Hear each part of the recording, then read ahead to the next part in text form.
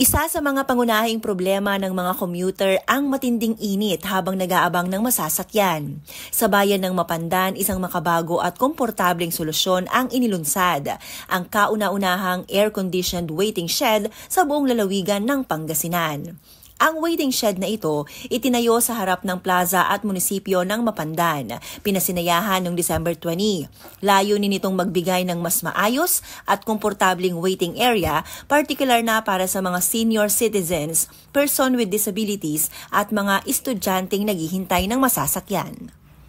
Ayon kay Marites Garcia, isang dispatcher ng modernized bus na bumabiyahe mula Mapandan patungong Dagupan, malaking tulong ang pasilidad na ito sa mga pasahero. At least yung mga pasahero habang naghihintay, nagiging komportable sila kasi naka-aircon.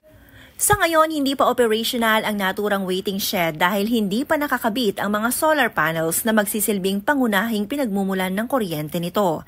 Ayon kay Jeffrey Serapion mula sa Public Order and Safety Office, inaasahang magagamit na ito sa Enero kapag naisakatuparan na ang paglalagay ng solar panels.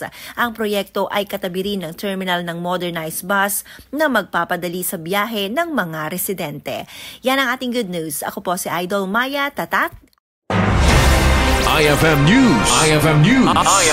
IFM News.